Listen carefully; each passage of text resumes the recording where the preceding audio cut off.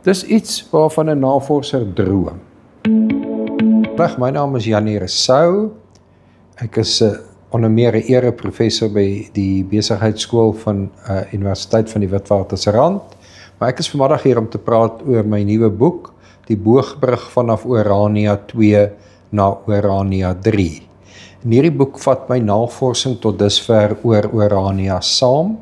Dit vertel na my mening die storie van Orania se ontwikkeling vanaf 1963 toe dit as 'n waterwese dorpsgebied gestig is tot waar die dorp vandag staan. En wat ek in die boek aanbied is die storie van die volgende stap in die ontwikkeling van Orania. Dis my opmerking oor die boogbrug vanaf Orania 2 na Orania 3. Orania het nou gegroei tot 'n dorp met so wat 3000 mense. En wat nou baie belangrik is wat volgende met die dorp gaan gebeur ten opsigte van groei en ontwikkeling. En dit is wat ek in die boek vir die lesers aanbied. Ek het die boek wel akademies en wetenskaplik gefundeer in 'n toeganklike styl geskryf.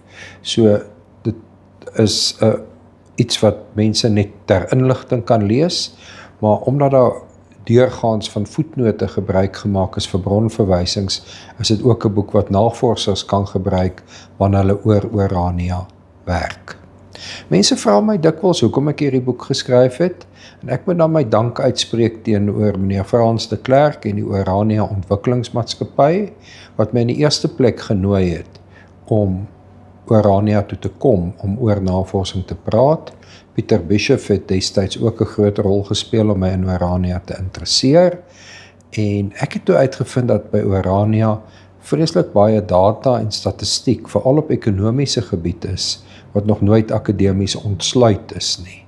Ek het dit toe gepubliseer in akademiese joernale, maar akademiese joernale is nie altyd vir die algemene publiek toeganklik nie.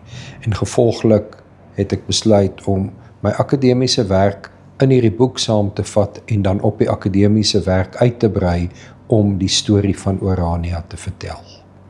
As ek oor die boek self 'n paar woorde kan sê, begin die boek by die geskiedenis van Orania as 'n waterwese dorp in 1963. Ek noem dit Orania 1. Toe die dorp opgerig is vir amptenare van die destydse departement van waterwese. Die dorp het ontvolk na die projek voltooi is. Dis in 1991 aangekoop as 'n ontwikkelingspunt vir Afrikanerbelange, en dit noem ek Orania 2.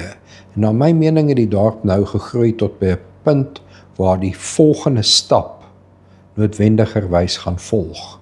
En daarom my beeld van die boogbrug vanaf Orania 2 wat ons op die oomblik het, tot Orania 3 wat gaan volg. En dan het ek in die boek aangedui die elemente wat ek van mening is, van belang is vir Orania 3, wat behoue moet bly om die aard van die dorp te behou en te beskerm. Maar ek bied hierdie elemente aan as punte vir debat. Dis wat ek op die oomblik sien van belang is, maar ek wil baie graag debat rondom hierdie punte wat ek sien stimuleer, sodat daar 'n wyeer gesprek kan plaasvind oor die beweging vanaf Orania 2 na Orania 3. Om 'n boek soos hierdie uit te gee is natuurlik nie 'n eenvoudige proses nie. Daar's werklik baie mense vir wie ek dankie moet sê. Ek het reeds OOM genoem. Ek wil ook die Orania Dorpsraad, Gawie Snyman en so meer noem. Natuurlik moet ek die Suid-Afrikaanse Akademie vir Wetenskap en Kuns bedank, wat vir Naledi 'n baie ruim finansiële skenking ter ondersteuning van die publikasie van die boek gegee het.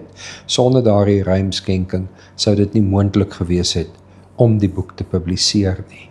Maar die lys van mense wat ek regtig moet bedank is so lank dat ek dink ek kykers sal verveel.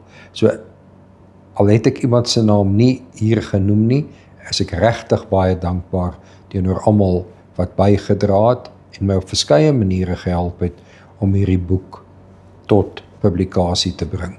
Johan Coetzee en Tertia van Naledi het byvoorbeeld baie hard gewerk, want sonder 'n uitgewer sal daar nie 'n boek wees nie.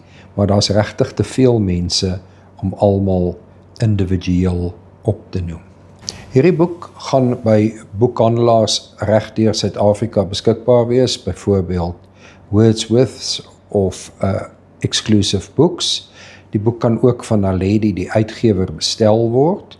En op Orania is daar ook voorraad beskikbaar by die Orania beweging vir diegene wat na die dorp kom kyk of op die dorp woon en 'n kopie van die boek in die hande wil kry.